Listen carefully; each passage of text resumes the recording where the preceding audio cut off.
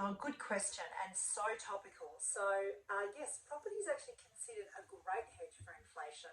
And the reason is that as prices increase in an economy, and so as inflation occurs, some assets, most assets actually increase in value, assuming a whole lot of other variables, right? So quite often, if you have got the value of your dollar decreasing, the assets that you own are actually increasing in value as well.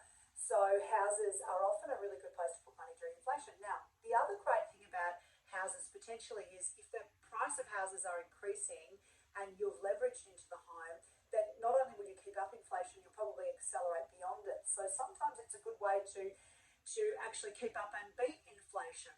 But there are other things you need to consider. So for example, when we have high inflation, the RBA will do what it's done recently, and it will increase interest rates quite often, not always, but it's one of the levers they can use.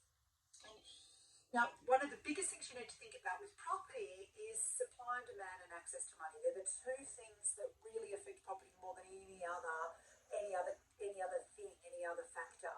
So where you have really good access to money and supply issues, you've got this booming market, which is what we've had.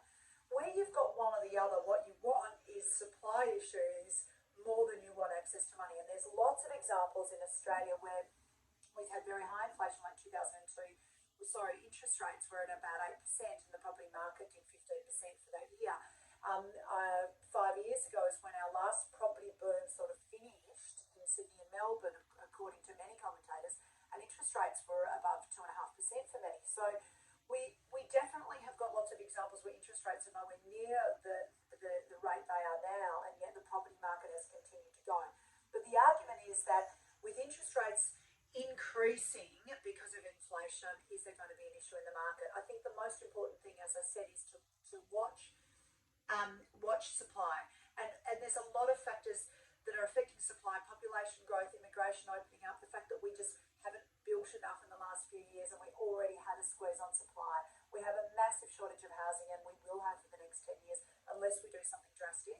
And so a lot of commentators are suggesting that whilst there might be a little blip in the market, over the long term, property is a good place to be during these inflationary pressures and beyond. But remember, you're definitely not investing for the next 12 months. So if you're looking at beating inflation over the next 10